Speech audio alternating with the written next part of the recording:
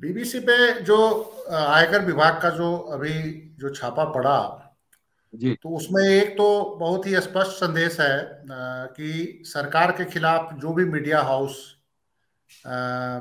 खबरें छापेगा, सरकार को एक्सपोज करने की कोशिश करेगा, तो उसके खिलाफ आयकर विभाग और गवर्नमेंट की एजेंसियां जो हैं उन पे कार्रवाई करेगी। मेरा ये मानना है कि ये छापा वित्तीय अनियमितता की आड़ में जरूर सर्वे का छापा डाला गया था, लेकिन इसके पीछे कहीं न कहीं अंदर खाने ये पता लगाने की कोशिश सरकारी एजेंसियों ने की, और अगर आयकर की टीम में रा, एनआईए, आईबी इसके लोग भी शामिल हों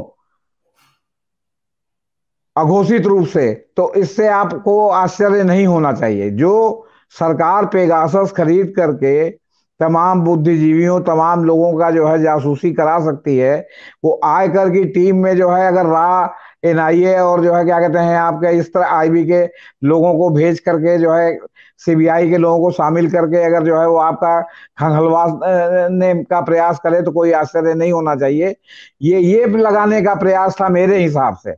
भारत सरकार के छापे से एक तो पहली बात है कि उनको कोई भय नहीं है। अगर सरकार सोचती है कि हम आयकर विभाग के हमारे सर से वो डर जाएंगे, तो मुझे लगता है कि उन पे कोई ऐसा असर नहीं है। और सरकार को किसी ने बहुत ही गलत सलाह दी होगी, अगर किसी ने सलाह दी होगी कि इन पे सर्च करो, जैसे भारतीय मीडिया घरानों के हमने गर्दन नापी और भारतीय मीडिया घरानों के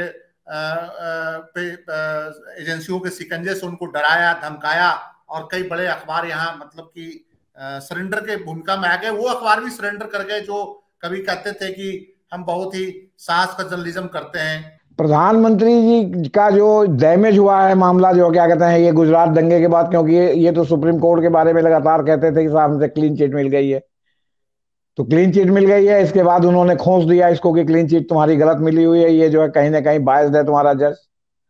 तो अब ये बात इनको बहुत तगड़ी लग गई है। दूसरी बात ये कि इनको कहीं ना कहीं लग रहा है कि ब्रिटेन, अमेरिका या आपके यूरोपीय देश कहीं ना कहीं इनके खिलाफ लगे हुए हैं और चाहते हैं कि ये सत्ता से च्युत हो जाए, हट जाए, या जो है ये बिल्कुल कट टू साइज हो जाए। आपसे बता, ब्रिटिश गवर्नमेंट के पास ही वैसे डॉक्यूमेंट्स थे, तो ये कहा गया कि ब्रिटिश एस्टैब्लिशमेंट की सहमति थी इस डॉक्यूमेंट्री को लेकर। ये सरकार के लिए, भारत सरकार के लिए बड़ी चिंता थी, खास करके नरेंद्र मोदी सरकार के लिए, कि ब्रिटिश गवर्नमेंट का रवैया क्यों, जिसका पेनिट्रेशन इंडिया, पाकिस्तान और ये साउथ एशिया के देशों का एस्टेब्लिशमेंट बहुत ज्यादा है। अगर वो उनका पेनिट्रेशन हमारे सिस्टम में है और इस बीच वहां की सरकार की नाराजगी हो, वहां के एक बहुत बड़ा मीडिया हाउस जो है एक ऐसा डॉक्यूमेंट्री बनाता हो, तो ये रूलिंग पार्टी के लिए बड़ी एक चिंता की विषय है कि कहीं ना कहीं वहां के सिस्टम में एक अब ऐसा प्लानिंग हो रही है कि ये इनके लिए नुकसानदायक हो सकता है। ये हमेशा सुप्रीम कोर्ट को गियर में लिए रहना चाहते हैं। इनको अभी भी सुप्रीम कोर्ट इतना इनका राग दरबारी गा रहा है, इनके जजेस नियुक्त हो रहे हैं कॉलेजियम के नाम पर, लेकिन ये फिर भी उसको गियर में रखना चाहते हैं। और इसके पीछे भी दो कारण हैं। एक तो गियर में रख के दबाव में रखना चाहते हैं, और दूसरे ये जो है अपने भक्तों को और उनको ये संदेश देना चाहते हैं कि साहब इतना गियर में रखने के बाद भी सुप्रीम कोर्ट काबू में नहीं आ रहा है। और ये जो गड़बड़ हो रहा है, ये सुप्रीम कोर्ट जानबूझ के विदेशी ताकतों के साथ मिलके या राष्ट्रद्रोहियों के साथ मिलके या देशद्रोहियों के साथ मिलकर के ये जो है पूरे देश को डिस्टेबलाइज करना चाहता है।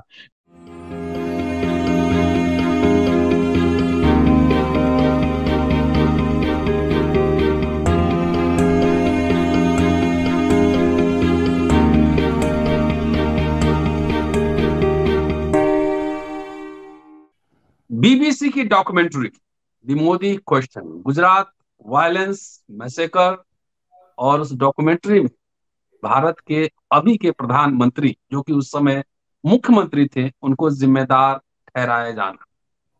बीबीसी की ये डॉक्यूमेंट्री भारत में बैन, मामला सुप्रीम कोर्ट पहुंचा। इधर बीबीसी के मुंबई और दिल्ली दफ्तर पर इनकम टैक्स की छापेमारी, और उधर आरएसएस का सुप्रीम कोर्ट पर तंज हमला बीबीसी डॉक्यूमेंट्री को लेकर। बड़ा पेचीदा सा घाल में लग रहा है ना। तो इसलिए आज इस विशेष कार्यक्रम में इस घालमेल को और इस परत दर परत को पड़ताल करने की कोशिश कर रहा हूँ। हमारे साथ दो खास मेहमान हैं, लगातार अम्बेडकरनामा पर सुन रहे हैं, इधर कुछ व्यस्तताओं के कारण कुछ गैप हो गया है, लेकिन हम लोग लेट शो करते हैं, लेकिन बगैर रिसर्च के शो नहीं होता है। ये पूरा घालमेल है, इसको कितने आसानी से कैसे समझा जाए, इस एपिसोड में यही कोशिश करूंगा। दो खास मेहमान हैं, जेपी सिंह साहब हैं इलाहाबाद से, वरिष्ठ पत्रकार, नमस्कार। संपादक, वकील हैं, नमस्कार सर। और वरिष्ठ पत्रकार, लेखक संजीव पांडे साहब। समझने की कोशिश करेंगे कि आखिर जो ये परत दर परत, लेयर पर लेयर जो दिख रहा है, इसको कैसे समझा जाए। हिंडनबर्ग रिपोर्ट आता है, बीबीसी डॉक्यूमेंट्री आती है, तमाम एक साथ ये सब एपिसोड, एक फिल्म में कई दृश्य एक साथ चल रहे हैं, इसको कैसे समझा जाए। पहले संजीव जी से, संजीव जी आपका शोध क्या कह रहा है? बीबीसी पे जो आयकर विभाग का जो अभी जो छापा पड़ा जी, तो उसमें एक तो बहुत ही स्पष्ट संदेश है कि सरकार के खिलाफ जो भी मीडिया हाउस खबरें छापेगा, सरकार को एक्सपोज करने की कोशिश करेगा, तो उसके खिलाफ आयकर विभाग और गवर्नमेंट की एजेंसियां जो हैं उन पे कार्रवाई करेगी। और ये पहला नहीं, इससे पहले दैनिक भास्कर के तमाम कार्यालयों पे एक साथ छापा पड़ा था पिछले साल, और उस जी, समय दैनिक भास्कर की कुछ खबरों से सरकार काफी नाराज थी। और ये एक संदेश था भारत के जो मीडिया घराने थे कि सरकार के खिलाफ अगर आप ज्यादा मोर्चेबंदी करेंगे तो आप पे टैक्स चोरी और तमाम जो हेराफेरी है जी, उसके जो इंक्वायरियां होगी। और देखिए, भारतीय मीडिया हाउस जो है वो इन हेराफेरी से मुक्त भी नहीं है। इस तरह की हेराफेरी भारतीय मीडिया घराने करते हैं, टैक्स की चोरी, सस्ते में सरकारी जमीन हासिल करके उसको कमर्शियल इस्तेमाल करना, और तमाम अलग अलग कारोबार में मीडिया के अलावा घुसना और वहां पे अलग अलग तरह के रिबेट लेना या टैक्स की चोरी करना। ये मीडिया घरानों पे तो शिकंजा कसना बहुत आसान काम है।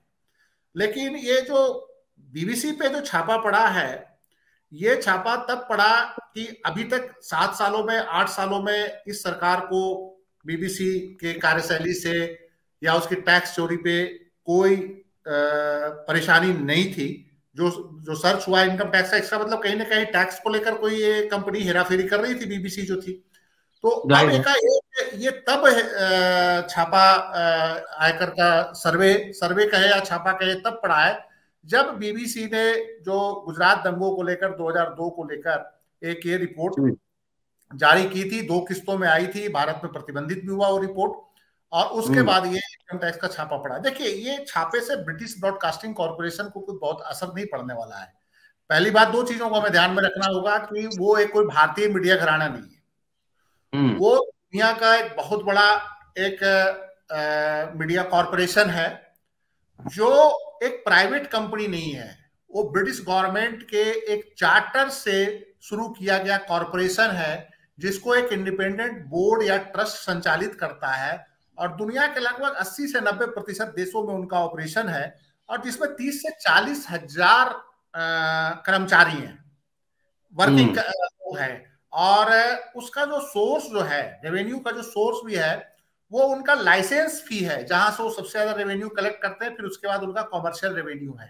तो भारत सरकार के छापे से एक तो पहली बात है कि उनको कोई भय नहीं है। अगर सरकार सोचती है कि हम आयकर विभाग के हमारे सर्च से वो डर जाएंगे, तो मुझे लगता है कि उन पे कोई ऐसा असर नहीं है। और सरकार को किसी ने बहुत ही गलत सलाह दी होगी, अगर किसी ने सलाह दी होगी कि इन पे सर्च करो, जैसे भारतीय मीडिया घरानों के हमने गर्दन नापी और भारतीय मीडिया घरानों के एजेंसियों के शिकंजे से उनको डराया धमकाया, और कई बड़े अखबार यहाँ मतलब कि सरेंडर के भूमिका में आ गए। वो अखबार भी सरेंडर कर गए जो कभी कहते थे कि हम बहुत ही साहस का जर्नलिज्म करते हैं, और उनका अगर रिपोर्टिंग देखे तो उनकी हालत बहुत खराब है, और सरकार के खिलाफ या नरेंद्र मोदी से एक भी सवाल उठाने को तैयार नहीं है। तो कोई इसी तरह का सलाह किसी ने दिया होगा कि देखिए जी, इंडियन एक्सप्रेस जैसा अखबार भी अब आपसे डरता है, हिंदू जैसे अखबार का भी टोन लो हो गया है, आपके खिलाफ बहुत एग्रेसिव नहीं है, ड्यू टू कि आपका जो एक जो शक्ति है, जो आपका जो एक मतलब कि ऑरा है, उससे ये डर रहे हैं मीडिया घराने, इस सरकार से इतनी भयभीत है। तो मुझे लगता है किसी ने ये सलाह देके बीबीसी पे छापा डलवाया होगा। लेकिन बीबीसी को लेकर दो बातें बड़ी स्पष्ट है जी। जो सरकार को विचलित कर रही है, और मुझे लगता है कि सरकार को ये सूचना होगी, और उसके बाद सरकार ने हतोत्साह में भी ये इनकम टैक्स का सर्च करवाया। देखिए, एक तो एक वो कॉर्पोरेशन है, गवर्नमेंट के चार्टर से बना हुआ है, और वो कोई प्राइवेट कंपनी नहीं है। आप कह सकते हैं कि एक पब्लिक सेक्टर है, एक ट्रस्ट है, इस तरह का एक वो। और इसमें सबसे बड़ी बात है कि उसके बोर्ड में मैक्सिमम ऐसे लोग हैं जो ब्रिटिश पॉलिटिक्स से में भी इन्वॉल्व रहते हैं। जैसे अभी जो रूलिंग टोरी पार्टी है, उसके भी कुछ समर्थित लोग उसके बोर्ड में हैं। मीन्स की जो बीबीसी ने डॉक्यूमेंट्री बनाई, उसमें सरकार को, ब्रिटिश गवर्नमेंट को पता था, एक दक्षिण पार्टी जो वहां टोरी पार्टी है उसके लोगों को पता था।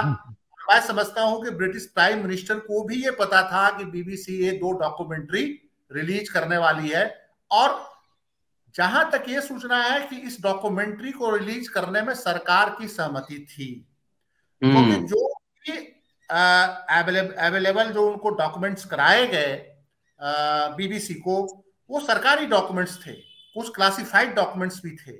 यस। वो तो ब्रिटिश गवर्नमेंट के पास ही वैसे डॉक्यूमेंट्स थे। तो ये कहा गया कि ब्रिटिश एस्टैब्लिशमेंट की सहमति थी इस डॉक्यूमेंट्री को लेकर। ये सरकार के लिए, भारत सरकार के लिए बड़ी चिंता थी, खास करके नरेंद्र मोदी सरकार के लिए, कि ब्रिटिश गवर्नमेंट का रवैया क्यों, जिसका पेनिट्रेशन इंडिया, पाकिस्तान और ये साउथ एशिया के देशों का एस्टेब्लिशमेंट बहुत ज्यादा है। अगर वो उनका पेनिट्रेशन हमारे सिस्टम में है, और इस बीच वहां की सरकार की नाराजगी हो, वहां के एक बहुत बड़ा मीडिया हाउस जो है एक ऐसा डॉक्यूमेंट्री बनाता हो, तो ये रूलिंग पार्टी के लिए बड़ी एक चिंता की विषय है कि कहीं ना कहीं वहां के सिस्टम में एक अब ऐसा प्लानिंग हो रही है कि ये इनके लिए नुकसानदायक हो सकता है।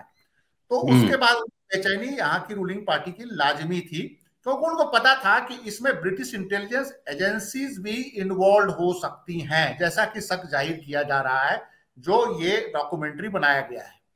और कुछ लोग बोल भी रहे हैं कि MI6 जो वहां की जो टॉप के फॉरेन ब्रिटिश इंटेलिजेंस, जो फॉरेन अफेयर्स को देखती है ब्रिटिश इंटेलिजेंस की, उसकी भी भूमिका है।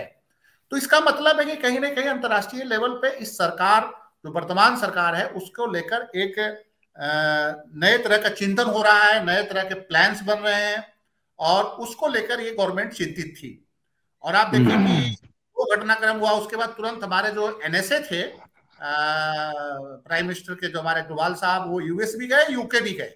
कहीं ना कहीं ये भी बात हो रही है कि डैमेज कंट्रोल के लिए गए थे, या ये पता करने गए थे कि ये जो रिपोर्ट आई है उसमें ब्रिटिश सरकार का कितना इन्वॉल्वमेंट है, ब्रिटिश गवर्नमेंट क्या सोच रही है अभी भारत के बारे में। क्योंकि उनको पता है कि ब्रिटेन, अमेरिका की अगर थोड़ी सी नाराजगी हो गई तो गवर्नमेंट के स्टेबिलिटी पे खतरा हो सकता है। ये भी डर होता है कि इमरान खान की तरह ना हालत हो जाए, जिस ढंग से इमरान खान ने पुतिन के साथ नजदीकी बढ़ाई थी, और उसके बाद इमरान खान का सत्ता ही चली गई वहां से। तो वो सब सारी चीजों को सोचने समझने के लिए बताया जा रहा है, चर्चा भी हो रही है। और मैं कहता हूं कि कुछ घटनाक्रम जो हुआ है, सुब्रमण्यम स्वामी ने ट्वीट भी किया है कि ये गवर्नमेंट और नरेंद्र मोदी जी अलर्ट रहे, कुछ अलर्टनेस उन्होंने सरकार को दी है कि आप सतर्क रहिए UK और US को लेकर। सुब्रमण्यम स्वामी को ऐसी सूचनाएं एडवांस में मिल जाती है वहां से। तो वो जो डोभाल की यात्रा को इससे जोड़ के देखा जा रहा है कि वो डैमेज कंट्रोल के लिए गए थे। वहां के रूलिंग पार्टी जो US में थे, या US में जैसे अभी जो रूलिंग एडमिनिस्ट्रेशन है, UK में जो रूलिंग एडमिनिस्ट्रेशन है, उनको डैमेज कंट्रोल, उनको मैनेज करने के लिए, उनको समझाने के लिए, और ये पता करने के लिए क्या चल क्या रहा है। एक जो सेकंड के बाद एक घटनाक्रम हुआ है जो कल परसों हुआ है कि टाटा ने एक बहुत बड़ा समझौता किया है, 470 कॉमर्शियल हवाई जहाज टाटा खरीदने जा रहा है, और वो बोइंग से खरीदने जा रहा है, और वो जो है एयरबस से खरीदने जा रहा है। और ये खरीद जो है करीब बता रहे हैं कि 70 से 100 बिलियन डॉलर का है, और इसका इमीडिएट फायदा इस खरीद का जो हुआ है वो ब्रिटेन, फ्रांस और अमेरिकन इकोनॉमी को हुआ है, जहां महंगाई बढ़ रही है, बेरोजगारी बढ़ रही है। ये एक इस डील को एनालाइज किया जा रहा है कि क्या भारत सरकार ने इन गवर्नमेंट्स को प्लीज करने के लिए समझौता कराया। इनको ये पता चल गया है कि वहां के गवर्नमेंट में काफी नाराजगी है और हमारी सरकार अस्थिर हो सकती है, तो इन्होंने प्लीज करने के लिए टाटा को आगे किया है। देखिए, टाटा का ब्रिटेन में पहले ही काफी अच्छा इन्वेस्टमेंट है, वहां पे स्टील का भी टाटा का कारोबार है, और जो जगुआर गाड़ी बनती है वो ब्रिटेन में बनती है। टाटा जो है, टाटा उसका मालिक है जगुआर का। तो ये जो कहीं ना कहीं टाटा को आगे करके उनकी गवर्नमेंट को स्पेसिफाई किया गया है, उनको बिजनेस दिया गया है। जैसे जो बाइडेन ने कहा कि हमें बोइंग के सौदा होने से, टाटा और बोइंग के सौदा होने से लगभग 10 लाख लोगों को इमीडिएट रोजगार यूएस के लगभग 44 राज्यों में मिलेगा। और एयरबस फ्रांस का है, लेकिन जो उस एयरबस का जो इंजन है वो ब्रिटेन की कंपनी रॉल्स रॉयस बनाती है। तो ऑटोमेटिक है कि जो बिजनेस मिलेगा उसका एक हिस्सा रॉल्स रॉयस ब्रिटेन की कंपनी को भी जाएगा। तो ब्रिटेन भी इससे महंगाई से और तमाम परेशानियों से जूझ रहा है, बेरोजगारी भी वहां बढ़ रही है। तो ये इस बिजनेस से वहां के जो लोग हैं उनको भी फायदा मिलेगा, जो अभी टाटा की डील हुई है।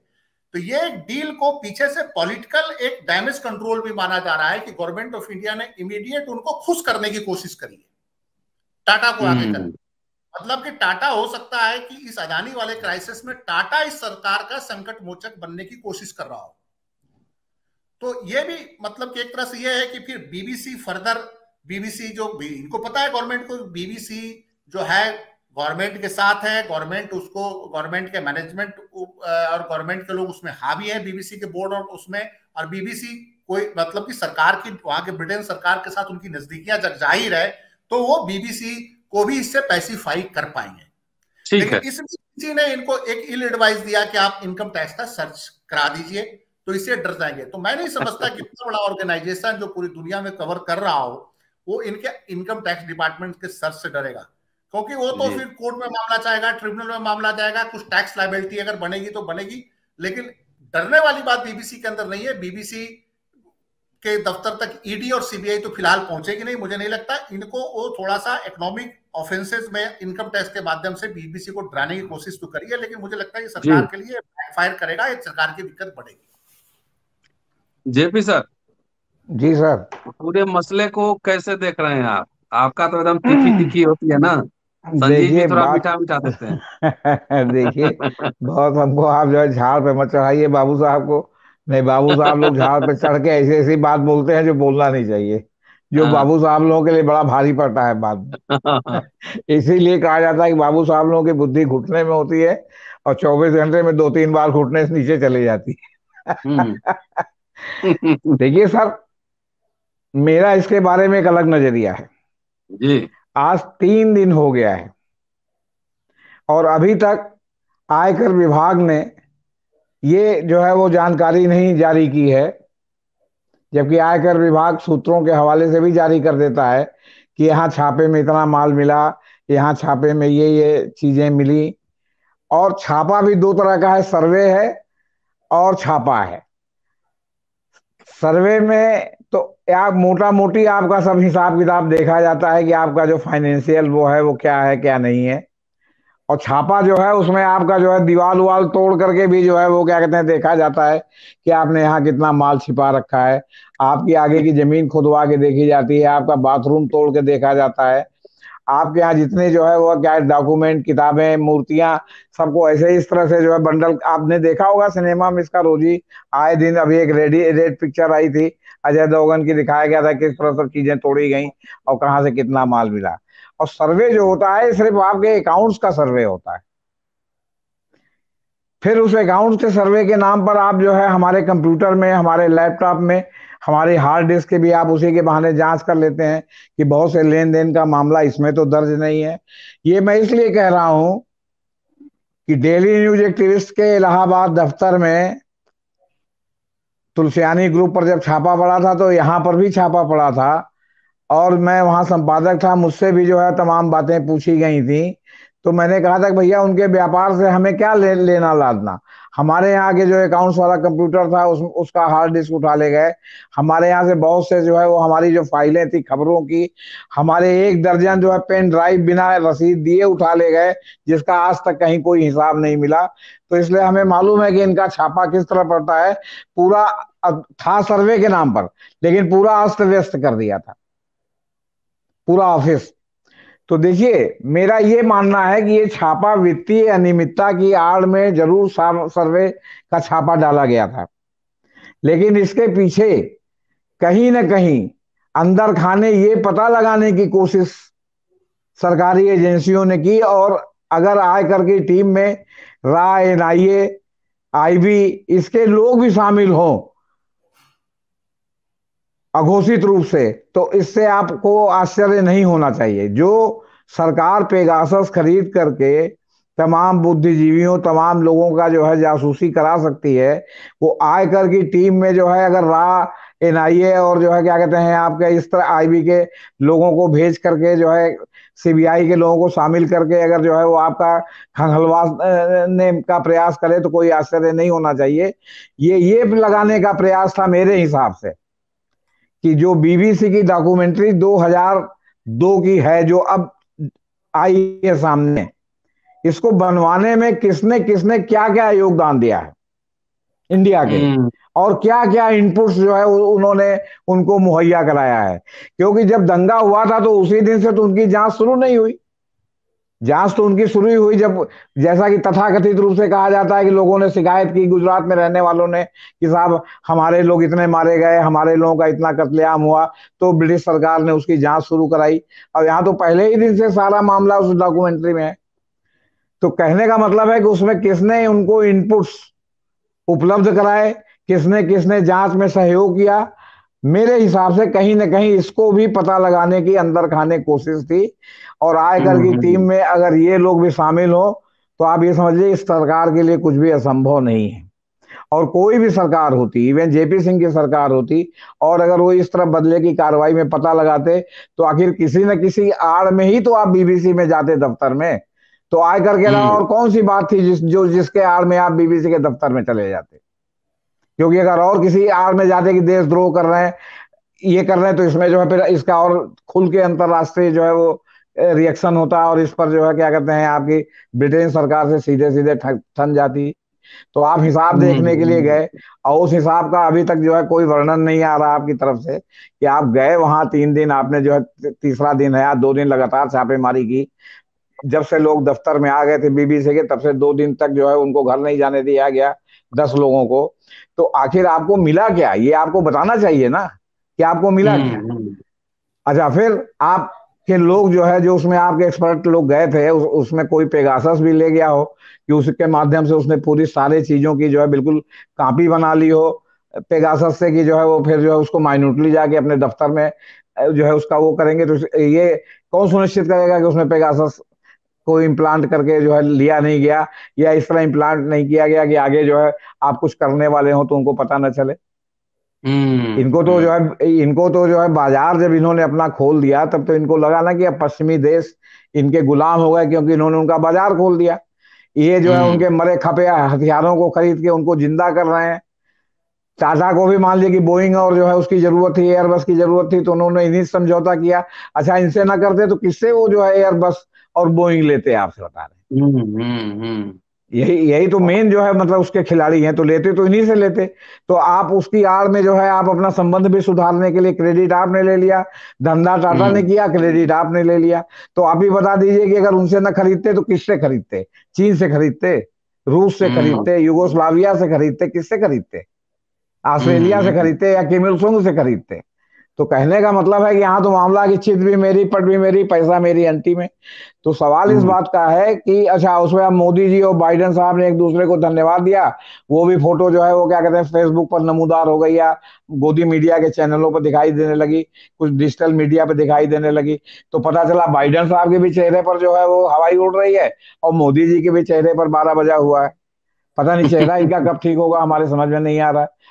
लोकसभा में बैठे तो चेहरा इस तरह, अब आजकल पब्लिक मीटिंग में जाते हैं चो इस तरह, और जो 56 इंच का सीना लौह पुरुष और हमारे प्रधान सेवक का है, आप देखिए कुछ हमको लग रहा है कि कुछ सिकुड़ रहा है, आपसे बता रहे कुछ चौड़ाई नहीं है। और नहीं तो आपके पास 2014-15 का इनका अगर जो है विजुअल हो, तो उससे जरा किसी दिन अपने पास ही मिला के देखिए कि उस समय का जो सीने की चौड़ाई थी और आज के सीने की चौड़ाई में कितना अंतर आ गया। उम्र का भी फर्क खाली हो रहा देखने से जी, उम्र का भी फर्क हो रहा होगा। अब वो चाहे उम्र का प्रभाव हो, चाहे किसी असाध्य बीमारी का प्रभाव हो, या डिप्रेशन का प्रभाव हो, अब ये तो सब बहस का मुद्दा है। आप उसको कुछ भी कह सकते हैं, आपसे बता रहे हैं। जी जी तो जी। कहने का तात्पर्य ये है कि मेरे हिसाब से ये मामला कहीं ना कहीं उस डॉक्यूमेंट्री के इससे जुड़ा हुआ है, और इसमें एक सुप्रीम कोर्ट का भी एंगल है। आगे बताएं या अभी बात करें इस पर? आगे सवाल लेते हैं, पहले संजीव जी से जी एक सवाल ठीक, और लेते हैं। ठीक। संजीव जी, जब अडानी पे हिंडनबर्ग रिपोर्ट आई तो अडानी ने कहा कि भारत सरकार पर हमला है, और जब बीबीसी ये डॉक्यूमेंट्री आई तो भाजपा के लोगों ने कहा कि भारत को धूमिल करने की साजिश है। और एग्जाम्पल दिया गया 1970 में, जब इंदिरा गांधी ने बीबीसी को बैन किया था। इंदिरा गांधी ने जब बैन किया था तब तो वो भारत के बारे में कुछ स्टोरी बनाई गई थी, लेकिन इस बार भारत के बारे में नहीं, गुजरात के बारे में थी, और वो सोर्सेज पे आधारित थी। तो हर समय राष्ट्रवाद और सब भारत सरकार सब एक साथ आ जाता है, और ये इनकम टैक्स, ईडी खाली जो विपक्षी लोग होते हैं उन्हीं के पास पहुंचता है। क्या है मामला ये? देखिए, इंदिरा गांधी और पंडित नेहरू का जो टाइम था, तो वो देखिए उस समय इंदिरा गांधी और पंडित नेहरू की राजनीति वेस्ट पे निर्भरता के आधार पर नहीं थी, हम्म और जो वर्तमान पॉलिटिक्स है वो वेस्ट की निर्भरता पे है। हम्म लेकिन मैं फिर बार बार कह रहा हूं कि आपके सिस्टम में वो इस हद तक प्लांटेड है हम्म कि आप सोच नहीं सकते। अब आपने उनके आयकर विभाग का सर्च कर लिया, छापा मार लिया। बीबीसी अगर ब्रिटिश गवर्नमेंट के साथ कोलैबोरेटिव है या ब्रिटिश गवर्नमेंट का बैकअप है, तो आपके तमाम अधिकारियों और तमाम नेताओं के कहां कहां इन्वेस्टमेंट है सब उनको पता है। हम्म और जो अम्बेसी है, यूएस और यूके अम्बेसी है, वो यूएस और यूके अम्बेसी पल पल की रिपोर्ट, स्नोडाउन की आप रिपोर्ट पढ़िए, पूरे देश भर से क्या क्या हो रहा है वो सब ऑलरेडी आर्टिफिशियल इंटेलिजेंस से सब यहां से जा रहा है। वो इतने एडवांस हैं। हम्म बीबीसी के दफ्तर में बाद में अगर पहुंचे ना पहुंचे, लेकिन जो वहां के जो टॉप के इंटेलिजेंस, जो दुनिया के टॉप इंटेलिजेंस एजेंसियां हैं, उनके पास एक एक चीज की खबर है कि आपके यहाँ क्या हो रहा है। हम किसी मुगालते में ना रहें कि हमें हम्म उनको कुछ खबर नहीं है। और जिस समय ब्रिटेन जो गुजरात दंगा हुआ था, तो इतने बड़े दंगे पे आप क्या सोच रहे हैं कि जो फॉरेन की एजेंसियां थी वो चुप बैठी थी, या अम्बेसी के अंदर जो उनके एजेंट्स बैठे होते हैं वो क्या चुप बैठे होते हैं? उनके पास एक एक इंफॉर्मेशन होती है, डे टू डे यहां से सर्कुलेट होता है वहां पे। और दुनिया पे जो इतनी बड़ी ताकत बनकर राज करते रहे, तो ऐसे थोड़ी राज करते रहे। तो ये जो है, इंदिरा गांधी और नरेंद्र मोदी में ये अंतर है कि इंदिरा गांधी सोशलिस्ट लीडिंग की थी, उस समय कम्युनिस्ट ब्लॉक भी था, और इंदिरा गांधी वेस्ट निर्भर नहीं थी। लेकिन हमारा वर्तमान सिस्टम वेस्ट पे निर्भर है। अगर वो यहां पे इनस्टेबिलिटी लाने की कोशिश करेगा तो इनस्टेबिलिटी आज की डेट में ला सकता है। राहुल गांधी जब बोल रहे थे तो इस बार वो हो हंगामा लोकसभा के अंदर नहीं था। मैं तो हैरान था, आराम से उनको बोलने दिया गया। आखिर इतना हृदय परिवर्तन कैसे आ गया? और आप ये देखिए कि जब भी यहां कुछ हलचल होती है, उससे पहले, यही नहीं पाकिस्तान के अंदर भी कोई हलचल होती है, उससे पहले कुछ टॉप के लीडर्स लंदन में नजर आते हैं। यहां भी जब कोई हलचल होती है तो यहाँ के कुछ टॉप के लीडर महीना 2 महीना पहले लंदन में घूम रहे होते हैं। तो ये सारी चीजों को हमारे प्रधानमंत्री और हमारा वर्तमान सत्ता पक्ष जानता है, और इसीलिए इमीडिएट जो है राष्ट्रीय सुरक्षा सलाहकार गए। ये सब इंटरकनेक्टेड होता है। किसी भी को आइसोलेशन में आप नहीं देख सकते किसी भी घटनाक्रम को, कि वहां उन्होंने जाके एनएसए से क्या बात करी, ब्रिटेन में जाके क्या बात करी। और कहते हैं उसमें प्राइम मिनिस्टर भी उस बैठक में शामिल हुए जो ब्रिटेन के प्राइम मिनिस्टर थे। देखिए, एक बहुत इंपॉर्टेंट बात मैं आपको बता रहा हूं कि ब्रिटेन आखिर क्यों बीबीसी ने किया? ये सब एनालाइजिंग सिस्टम ये है कि ब्रिटेन में पिछले 1 सालों में हिंदू और मुसलमानों के बीच बहुत तनाव बढ़ा है। इस्लामिक रेडिकलिज्म से ब्रिटेन पहले बहुत ज्यादा परेशान है। 1980 से इस्लामिक रेडिकलिज्म का एक अड्डा बना ब्रिटेन, फ्रांस, यूरोप के कई देश बने। इस्लामिक स्टेट 2012-13 में इस्लामिक स्टेट को बहुत सारे कैडर जो है वो यूएस जो वेस्ट बॉर्न मुस्लिम लड़के मिले, जो सीधा फ्रांस से उड़ के जाते थे, जो फ्रांस में पैदा हुए थे, चाहे वो अफ्रीकी मूल के थे चाहे एशियाई मूल के थे, ब्रिटेन में पैदा हुए, ब्रिटेन में पैदा होकर लड़कियां, ब्रिटिश लड़कियां इस्लामिक स्टेट के कैडर में गई। तो ब्रिटेन बहुत लंबे समय से जूझ रहा था इस प्रॉब्लम को। वहां की इंटेलिजेंस एजेंसियां लगातार अपने गवर्नमेंट को रिपोर्ट देती होती है कि इस्लामिक रेडिकलिज्म एक खतरा है, लेकिन पिछले कुछ समय से हिंदू रेडिकलिज्म पे भी वहां रिपोर्ट्स आ रही थी ब्रिटेन के अंदर कि हिंदू रेडिकल जो ऑर्गेनाइजेशंस हैं वो लगातार यहां सक्रिय हो रहे हैं, और उसके कारण इंडिया और पाकिस्तान के जो इंडियन और पाकिस्तानी मुल्क के जो लोग हैं वो आपस में टकरा भी रहे हैं। पीछे कोई क्रिकेट मैच के कारण कहीं उधर दंगा हुआ था ब्रिटेन के अंदर, पिछले साल ही हुआ था, तो उसमें इन्होंने बहुत माइनरली देखा था कि कुछ रेडिकल हिंदू ऑर्गेनाइजेशंस भी इसमें सक्रिय थे, और रेडिकल इस्लामिक ऑर्गेनाइजेशन तो वहां पहले से सक्रिय हैं। तो ये जो सारी चीजें जो घटनाक्रम हुआ उसके बाद वो नहीं चाहते, वो देखिए दूसरे देशों में तमाम कॉमनल टेंशन रहे वो फैलाते भी है, लेकिन जब उनकी धरती का पढ़ने लगता है तो वो अलर्ट हो जाते हैं। उनको कहीं ना कहीं लगता है, अमेरिका के अंदर भी कहीं ना कहीं लगता है कि जो हिंदू ऑर्गेनाइजेशंस जो रेडिकल्स हो रहे हैं उसके पीछे कहीं ना कहीं भारत की दक्षिणपंथी सरकार को दोषी मानते हैं। उनको लगता है कि इनका मोरल सपोर्ट है, तो कहीं ना कहीं वो चेक रखने की कोशिश भी करेंगे। जो अमेरिका के अंदर जो हिंदू ऑर्गेनाइजेशन जिस ढंग से भी सक्रिय हो रहे हैं, इस्लामोफोबिया से तो वो पहले से परेशान है। वहां जो अटैक हुआ 2001 में, तो वो नहीं चाहते कि एक और रेडिकल रिलीजियस मूवमेंट इधर शुरू हो और कोई टकराव हो, समाज में, सोसाइटी में हिंसा हो, तो वो सारी चीजों को भी वो देखते हैं। तो ये सारी चीजों को उस चीजों से भी कोरिलेट करने की जरूरत है, क्योंकि 1980-85 में इस तरह के दंगे ब्रिटेन में हुए थे हिंदुओं और मुसलमानों के बीच, जिसमें ओरिजिन दोनों का हिंदुओं का और पाकिस्तानियों का था। मुस्लिम जो थे पाकिस्तानी मूल के थे, और इंडियन हिंदू जो थे इंडियन मूल के थे, भारतीय मूल के जो हिंदू थे, उनके बीच 1980-85 के दौरान लंदन के अंदर ही दंगा हुआ था, साउथ हॉल साइड में के दंगे हुए थे।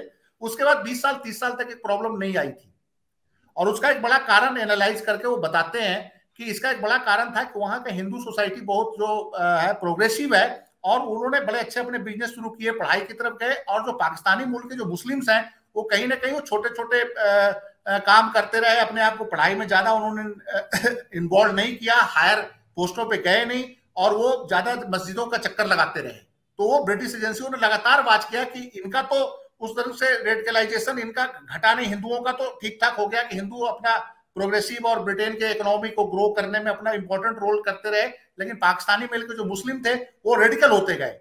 लेकिन पिछले 2-3-4-5 सालों में वहां पे हिंदू रेडिकलिज्म भी बढ़ा है फिर से दोबारा, जिसपे वो नजर रखे हुए थे। और पिछले साल जब दंगा हुआ तो बाकायदा रिपोर्ट बना कि कई मंदिरों में इनकी रेगुलर मीटिंग हो रही है और हिंदू रेडिकलिज्म बढ़ा है, और इनको सपोर्ट कहां से मिल रहा है, इस पर उन्होंने विचार विमर्श किया। तो ये जो सारी चीजें हैं वो साउथ एशिया जी वहां का टेंशन डिफ्यूज करने के लिए डॉक्यूमेंट्री इस समय पे आई, ऐसा लगता है? नहीं, टेंशन डिफ्यूज करने के लिए नहीं, वो एक तरह से छोटे छोटे सिग्नल होते हैं। आपको याद होगा कि वो किसी भी ऐसी चीज को बढ़ने नहीं देने के लिए वो कुछ भी कर सकते हैं। आप ये देखिए कि 2020 में अमेरिका का चुनाव हुआ था, 2020 या 19 में जब भी अमेरिका का चुनाव हुआ था, तो जो बाइडेन जब प्रेसिडेंशियल कैंडिडेट थे, तो तुलसी गैबार्ड जो डेमोक्रेट्स हिंदू थी, Hindu Democrat, first Hindu Democrat थी अमेरिका की, वो प्रेसिडेंशियल कैंडिडेट का उम्मीदवार बन गई थी, और वो प्राइमरी में आ भी रही थी। इसी बीच उनके ऊपर एक स्टोरी छप गई कि उनको बहुत ज्यादा हिंदू संगठन फंडिंग कर रहे हैं, और वहीं पे उनका कैंपेन ड्रेल हो गया और वो प्रेसिडेंशियल प्राइमरी से आउट हो गई। तो वो इस तरह की चीजों को कभी बर्दाश्त नहीं करते। तो ये मुझे ये 100% ये लग रहा है कि इस तरह की जो सारा घटनाक्रम है वहां का, वो कहीं ना कहीं डिफ्यूज करने के लिए नहीं, वो कहीं ना कहीं चेक रखना चाहते हैं, इनको वार्न करते हैं कि आपकी सीमा ये है, इस सीमा से आगे न बढ़े। और उनको लगेगा, दूसरा एक मैंने आपको पहले भी कहा कि लीडरशिप जो है, नया आप गोल बना रहे हैं, पुतिन के नजदीक जा रहे हैं, ग्लोबल साउथ का लीडर बनने की कोशिश कर रहे हैं, तो वो जो टॉप के यूरोपियन जो लीडरशिप है, नाटो है, अमेरिका है, वो कहता है आप अपनी सीमा में रहें, इससे आगे ना बढ़े, आपकी इससे ज्यादा बड़ी। अच्छा, मतलब भारतीय राजनीति को लेकर मतलब हलचल है विदेशों में भी, बेसिक बात ये। डेफिनेटली भारत की राजनीति हलचल नहीं है, भारत की राजनीति में बहुत हद तक वो फैसला लेते हैं। ये हमें बहुत गलतफहमी होती है कि हम दुनिया के बहुत बड़े लोकतंत्र हैं और हम ही फैसला करते हैं। भारत की राजनीति में कहाँ क्या होना है उसका वो फैसला वो काफी हद तक वो भी डिसाइड करते हैं, और उनके लोग बैठे हैं। जेपी सर, जब सुप्रीम कोर्ट से फैसला सरकार के पक्ष में या दक्षिण पंथियों के पक्ष में आता है तो बहुत खुश होते हैं, लेकिन अभी जो मामला है डॉक्यूमेंट्री का, तो सुप्रीम कोर्ट गया और पांचजन्य में सुप्रीम कोर्ट के खिलाफ खबर छप रही, हमलावर है। कैसे समझा जाए इसको? देखिए, इसको आप ऐसे समझिए कि जब टाइम मैगजीन के कवर पर प्रधानमंत्री छपते हैं फोटो में, कवर पेज पर, न्यूज वीक में कवर पेज पर फोटो छपते हैं, तो उसका पूरा बैंड के साथ जो है गोदी भक्त, गोदी मीडिया, पूरा मतलब यह है कि प्रधानमंत्री के कामों को इतना अंतर्राष्ट्रीय दिया गया, प्रधानमंत्री अंतर्राष्ट्रीय लीडरशिप में इस स्थान पर हैं। देखिए, इनकी समस्या ये है कि ये अच्छा अच्छा सब इनको अच्छा लगता है, अच्छा। और कड़वा कड़वा जो होता है उसको ये थूकने लगते हैं। आप ये समझ लीजिए कि प्रयागराज में या इलाहाबाद में, इलाहाबाद यूनिवर्सिटी में एक फिजिक्स के प्रोफेसर साहब जो है वो बीजेपी की शीर्ष राजनीति करते थे। तो जब प्रोफेसर थे, जब उतना ऊपर नहीं बढ़े थे, तब तो उनका कोई इंटरव्यू लेता नहीं था। लेकिन जब वो डॉक्टर मुरली मनोहर जोशी होकर के और केंद्र में प्रतिष्ठित हो गए, तो भाई सभी अखबार वाले और सभी को लगता है कि भाई इनका इंटरव्यू लिया जाए। हम लोगों ने बीपी सिंह का प्रयागराज में रहते हुए प्रधानमंत्री के रूप में जो है इंटरव्यू लिया था। और बड़े बड़े नेता आते थे, अर्जुन सिंह आते थे, उनका लिया था, सुनील दत्त आए, मतलब बहुत लोग आए, बीजेपी के भी लोग आते थे, राजनाथ सिंह आए। तो आप उनसे मिलने चले जाइए, बातचीत करिए, तो कभी ये नहीं कहते थे कि आप कौन सा प्रश्न पूछेंगे, या आप जो है यही पूछेंगे, आप ये नहीं पूछेंगे। और ये लोग इस तरह थे कि अपने से आपका इंटरव्यू आयोजित कराएं और साथ में ये भी करें कि आप यही प्रश्न पूछेंगे, ये मत पूछेंगे, अनप्लीजेंट नहीं पूछेंगे। तो ये प्रधानमंत्री जी के साथ भी है, इसीलिए तो उन्होंने आज तक जो है कोई प्रेस कॉन्फ्रेंस नहीं की प्रधानमंत्री बनने के बाद, कि वो जो अनप्लीजेंट वाला पूछेंगे उसका हम उनको क्या जवाब देंगे। पार्लियामेंट में तो हम जवाब नहीं देते तो हमारा कुछ नहीं होता, क्योंकि हमारा आसुरी बहुमत है। स्पीकर भी हमसे नहीं कहते कि आप टू दी पॉइंट जवाब दीजिए, ये सब बातें उठाई गई, ये पॉइंट, तो इनका जवाब दीजिए। वो नहीं जवाब देते, निकल जाते हैं। वो बाहर भी जाते हैं तो एक जो है वो, अगर उन्होंने कहीं बात भी किया होगा तो तत्कालिक यात्रा पर बात किया होगा, कभी जो है उन्होंने अपने देश की समस्या पर या उस पर जो है उन्होंने न कोई प्रश्न पूछने दिया, न बात किया, न कोई बात का आयोजन किया। यहीं से भोंपुओं को जो है वो उनके चमचे जो है ले जाते हैं वहां उनका महिमा मंडित करने के लिए। ये लोग जवाबदेही जहां भी आएगी, जहां भी लगेगा कि इनके इमेज को डेंट हो रहा है, तो फिर वो चाहे बीबीसी हो या कोई भी हो। दूसरी बात मेरा मानना है कि जिस तरह प्रधानमंत्री जी, जैसा कि अभी कहा आपके पांडे जी ने, अस्थिरता के दौर से गुजर रहे हैं। अच्छा। और इस अस्थिरता के दौर से जो गुजर रहे हैं, तो मान लीजिए कि बोइंग और इनका सौदा करके अमेरिका को तो उन्होंने प्लेजेंट वो कर दिया, खुश कर दिया, या बाइडेन साहब ने इनको धन्यवाद भी दिया या उसको स्वीकार भी कर लिया कि साहब हमारे यहाँ 40 लाख लोगों को एम्प्लॉयमेंट मिलेगा।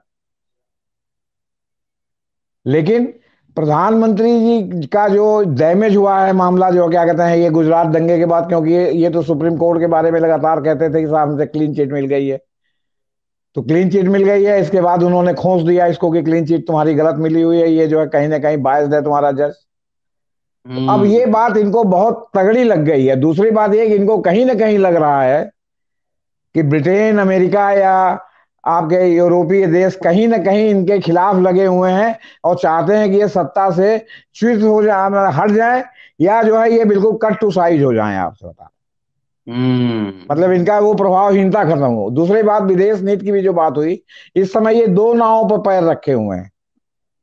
इधर चाहते हैं कि वो भी खुश रहें, बाजार खोला है इन्होंने उनके लिए, उनके हथियार बाजार का जो है ये संवाहक बन रहे हैं, मतलब दुकान चलाने के लिए। और दूसरी ओर पुतिन को भी खुश किए हुए हैं, उससे भी तेल लेके इनको भी सप्लाई कर रहे हैं। फिर अभी एक दो दिन पहले अभी आया मीडिया में कि साहब वो जो सबसे शक्तिशाली टैंक रूस के साथ मिलकर के ये बनाने जा रहे हैं। तो ये दो नावों पर पैर रखे हुए हैं, और दो नावों पर पैर पहले पाकिस्तान ने भी रखा था, और इस समय उसकी क्या दशा हुई ये सर्वविदित है। माने जी अगर हम भारत का मीडिया पढ़े तो रोज होता है कि अब ये भूखे मर रहे हैं, तो तेल इस भाव से है, तो गेहूं नहीं है, तो घी जो है पता नहीं कितने अरब डॉलर में मिल रहा है। मतलब ये सब चीजें पढ़ने को मिलती है। हकीकत तो संजीव जी ज्यादा जानते हैं कि उनकी इन कुर्सी पर नजर रहती है।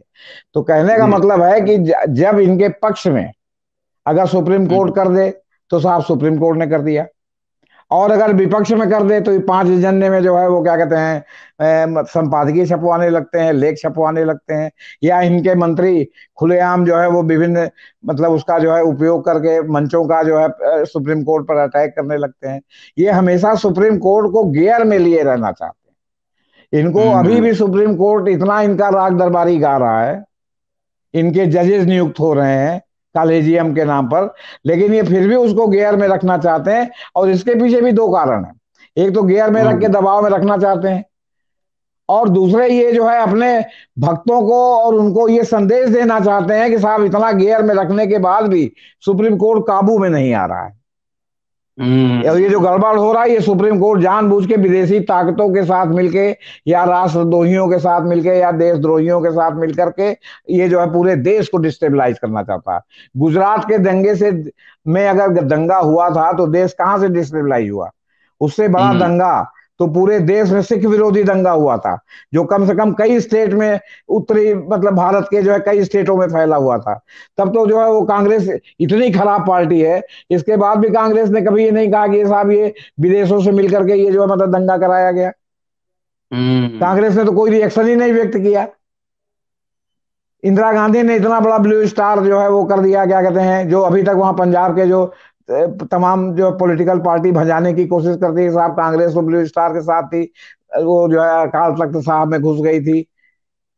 तो कांग्रेस ने उस पर तो मान लिया कि जो क्षमा याचना किया हो, जो माफी मांगी हो, एक सरदार को प्रधानमंत्री बनाया हो, लेकिन उन्होंने तो कभी नहीं कहा कि साहब ये आप विदेशों से मिलकर के आप जो है क्या कहते हैं मतलब भारत को डिस्टेबलाइज कर रहे हैं या देशद्रोह है। इमरजेंसी में जो है सुप्रीम कोर्ट ने होल्ड किया था कि इंदिरा गांधी की अगर कोई व्यक्तिगत आलोचना करता है तो वो देशद्रोह नहीं है, किसी नेता की व्यक्तिगत आलोचना करता है वो इमरजेंसी से स्टेब्लिश है। और उसी के बाद जो लोग तमाम मीसा में बंद हुए थे उनकी जमानत होने लगी थी। क्यों? क्योंकि थानेदार तो ये लिखता था ना कि सीधे केस डायरी में कि साहब ये जो है वहां पेड़ के नीचे खड़े होकर के, और ये 25 आदमी थे, और ये जो है इंदिरा गांधी को कह रहे थे कि इन्होंने ये देशद्रोही हैं, इन्होंने जो है पूरा लोकतंत्र को खत्म कर दिया, ये कर दिया, और उसके आधार पर उसको अरेस्ट करके मीसा लगा दिया जाता है। सुप्रीम कोर्ट ने होल्ड किया कि नहीं, इंदिरा गांधी को कहता है तो कुछ नहीं, जब तक आप देश के विरुद्ध विद्रोह करने का आह्वान नहीं करते तब तक ये देशद्रोह नहीं माना जाएगा। ये उस समय इमरजेंसी से मतलब 77-78 से ये सब चीजें चल रही हैं, और आपने उसी को हथियार बना लिया है। अब 5 ने कह रहा है कि साहब आपने जो है वो क्या कहते हैं क्यों खारिज कर दिया जो है बीबीसी पर जो प्रतिबंध का आपके यहाँ याचिका आई थी। फिर उसने जो है जो अभिव्यक्ति की स्वतंत्रता के लिए हुआ कि जो आपने बैन कर दिया तमाम सोशल मीडिया से, उसको हटवा दिया।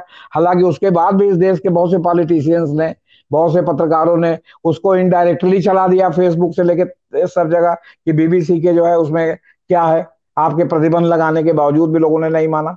तो खैर आप उनके महुआ मित्रा पर तो आपने नहीं कोई केस किया, जिन्होंने तो खुलेआम ट्विटर पर डाल दिया था, बाकी ट्विटर से आपने हटा भी दिया। तभी आपने महुआ मित्रा पर तो नहीं कोई केस किया कि साहब इन्होंने देशद्रोह किया जो है वो बीबीसी वाला जो है वो शेयर करके और चारों तरफ फैला करके। तो अब आप जो बीबीसी पर खाली आप उसके वित्तीय उसके नाम पर जो डाल रहे हैं उसमें कहीं न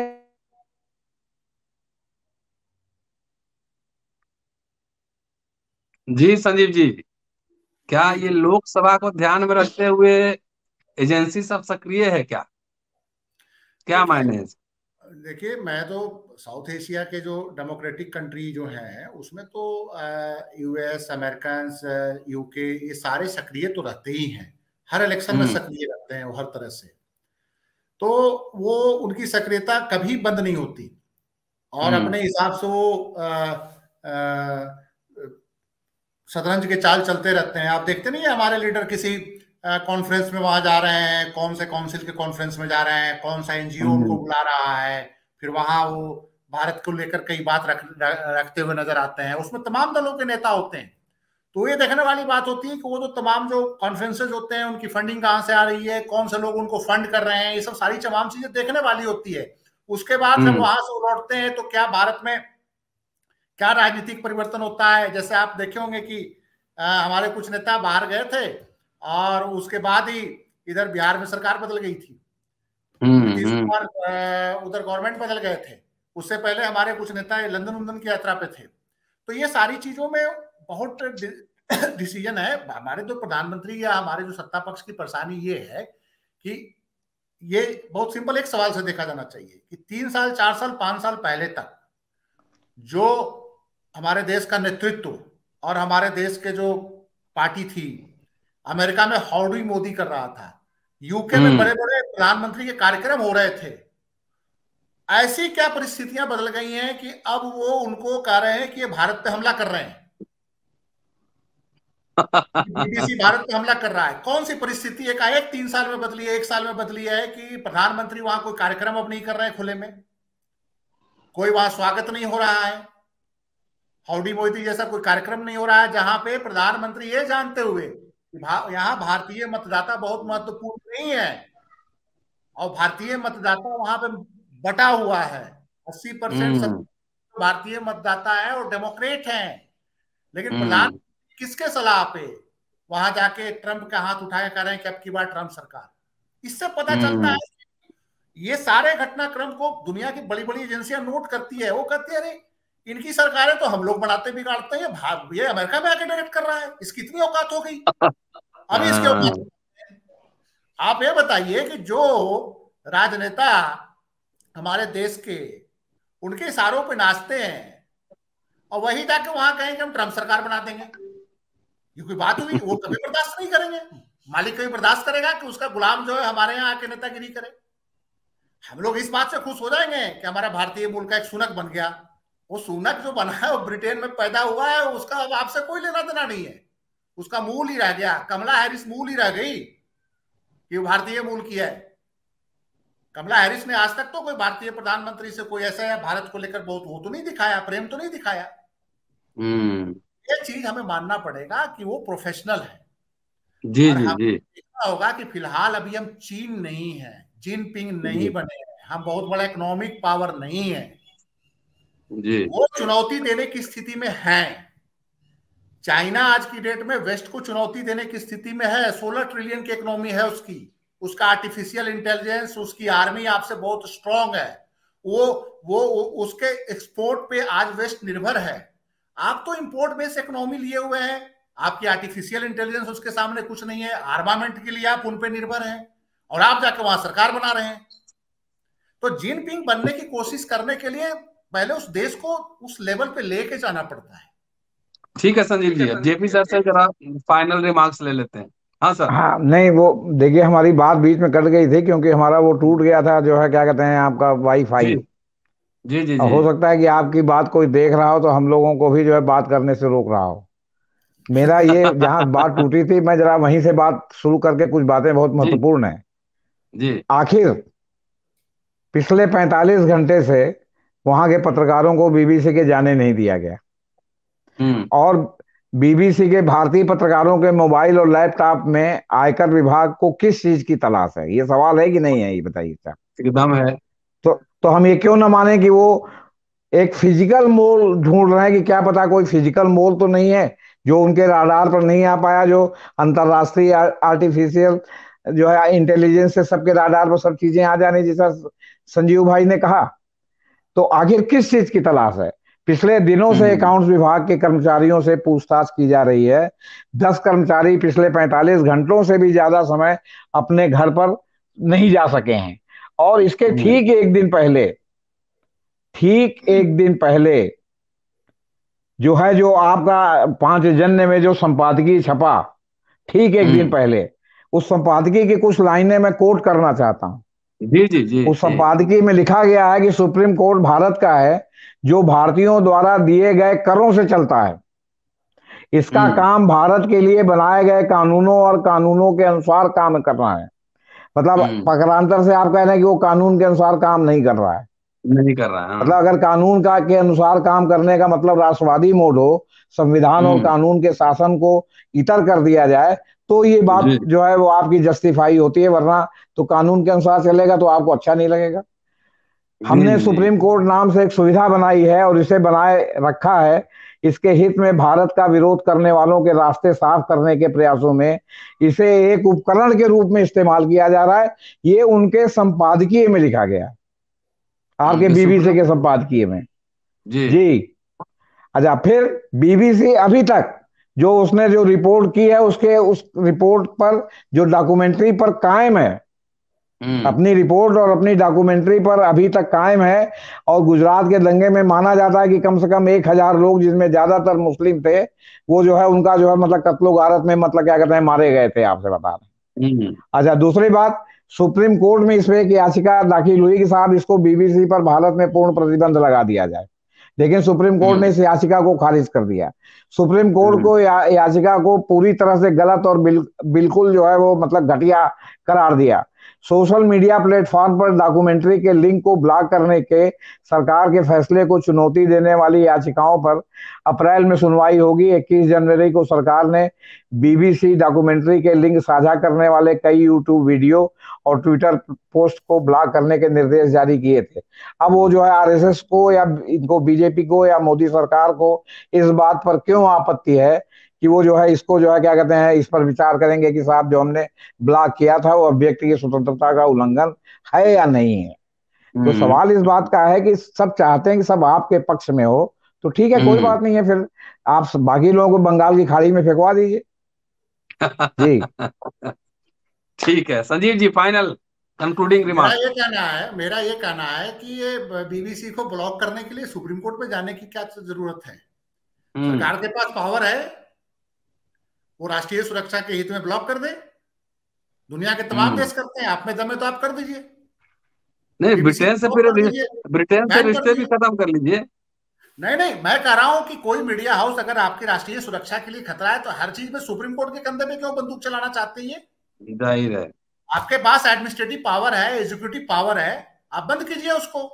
आप ब्रिटिश एम्बेसी में जो वो है उनको ढूंढिए, कौन कौन लोग हैं जिन्होंने वो बीबीसी को रिपोर्ट दी है, क्योंकि वो तो ब्रिटिश एम्बेसी से और यहाँ की गवर्नमेंट की जो ब्रिटिश गवर्नमेंट की जो रिपोर्ट थी वो गई थी बीबीसी को। बीबीसी पे क्यों आप अकेला उसको कर रहे हैं?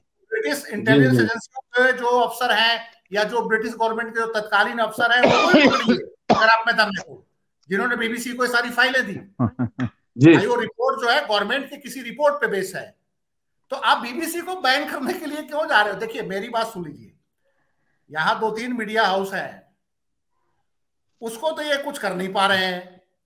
सिद्धार्थ राजन द वायर वाले हैं, बीबीसी को बैन कराने जा रहे हैं, जो पूरी दुनिया में अपना आउटलेट चला रहा है। Al Jazeera, BBC, Washington Post, New York Times, ये सब इतने बड़े पावर हैं कि कहीं की सरकार गिराने की भी क्षमता रखते हैं, बनाने की भी क्षमता रखते हैं। खुद उनको पता है कि एनवाईटी ने सद्दाम हुसैन का क्या हाल किया था। एनवाईटी ने छापा था कि भाई जो वेपन्स ऑफ मास डिस्ट्रक्शन जो है सद्दाम हुसैन के पास है, और अमेरिका ने उस पर अटैक कर दिया। तो वेस्टर्न मीडिया के पावर्स को जानते भी हैं, खुद सीधा करने की हिम्मत नहीं है तो सुप्रीम कोर्ट में जा रहे हैं। खुद सीधा करो ना, दम है तो। ये है बात। ग्लोबल साउथ का लीडर हो, आप सीधा बैन करो बीबीसी को, ये भाई एंटी नेशनल है, भारत के विरोध साजिश रच रहा है, इसको बैन करो। मिला जुला के जहाँ पे अपना दम नहीं है तो सुप्रीम कोर्ट का सहारा लो। सुप्रीम कोर्ट का सहारा ले। ये भी डरते हैं ना कि कहीं ऐसा ना हो जाए कि जो उधर वेस्ट एशिया में अमेरिकन ने कर दिया और उन्होंने कर दिया, कहीं हम लोग का भी यही हाल ना कर दे बैठ के। भाई डरते भी हैं क्योंकि इनके सारे लूपहोल्स को जानते हैं। मैं कहता रहा हूँ ठीक है। बीबीसी के पास कौन से नेता का किसका स्विस बैंक में अकाउंट है, किसका बेटा वहां किसके फंड से पढ़ रहा है, किस अफसर का बेटा के फंडिंग कहां से हो रहा है, किस नेता के बेटा का फंडिंग यूएस में और अमेरिका में कहां से हो रहा है और यूरोप में पढ़ रहा है, बड़े बड़े यूनिवर्सिटियों में करोड़ों रुपए की फीस कहां से जा रही है। क्या आप समझ रहे हैं कि ब्रिटिश एजेंसियों को नहीं पता होता? उनके अगर एक बंदा कोई पढ़ने जा रहा है तो उसकी जानकारी नहीं लेते कि फंडिंग कहां से है, या कौन हमारा ब्यूरोक्रेट और कौन नेता उनके पे रोल पे है, उनको नहीं पता 70 सालों से। सारा रिकॉर्ड उनके पास है, इनमें दम ही नहीं है कि वो कर सकते हैं, क्योंकि इनके सारे रिकॉर्ड रखे हुए। JP sir, concluding remark. Sir, अगर इनके अंदर दम होता तो एनआरसी से लेके 3 तलाक से लेके अयोध्या से लेके सारे मसले सुप्रीम कोर्ट के ही कंधे पे क्यों चलाते? और फिर इनको कहने को जाता है साहब सुप्रीम कोर्ट ने कहा है। इनमें अगर इतना दम होता तो इंदिरा गांधी की तरह गट्स होता तो इंदिरा गांधी ने इमरजेंसी लगाया और बाद में इमरजेंसी हटा करके भूल सुधार भी किया। इनके अंदर है गट्स कहने के लिए कि हमने इंदिरा गांधी से भी जो है गई गुजरी अघोषित इमरजेंसी लगा रखी है। इनके अंदर है गट्स की पार्लियामेंट में जो आपके क्या कहते हैं जो इमरजेंसी के प्रावधानों को खत्म किया उसको पुनर्जीवित करते हैं। इनका है गट्स कि ये जो है वहां संशोधन करा दें संविधान में कि क्या कहते हैं वो जो प्रेसिडेंशियल सिस्टम में हम कभी भी शिफ्ट कर सकते हैं। वो तो आपके फंडामेंटल में आ गया कि आप प्रेसिडेंशियल सिस्टम में आप उसको शिफ्ट नहीं कर सकते। क्यों कि ये प्रधानमंत्री से राष्ट्रपति बन के फिर 10-20 साल जब तक जीवित रहे तब तक चरने खाने के लिए इनके मन में अदम्य इच्छा है, आपसे बता रहे हैं। लेकिन सुप्रीम कोर्ट कर दे तो ठीक है, अपने से करने का गट्स नहीं है इनके अंदर, आपसे बता रहे। ठीक है सर, चलिए, तो ये था ये महा एपिसोड बीबीसी डॉक्यूमेंट्री, बीबीसी पर छापे, आरएसएस के पांचजन्य के संपादकीय और राजनीति के साथ इन सब के रिश्तों पर ये स्पेशल रिपोर्ट अम्बेडकरनामा की ओर से। हमारे 2 खास मेहमान हैं, दोनों, आप दोनों का बहुत बहुत शुक्रिया। और दोस्तों, ये पूरा वीडियो देखिए और शेयर करिए, क्योंकि ये इस तरह की चर्चा कहीं और नहीं मिलेगी। यहाँ टाइम की भी लिमिट नहीं है कि 10 मिनट में ही खत्म करना है। 52-53 मिनट हो चुके हैं। लगातार सुनिए और शेयर करते रहिए। शुक्रिया। जल्दी मिलते हैं अगले एपिसोड में। शुक्रिया सर। Thank you. नमस्कार। नमस्कार। नमस्कार सर।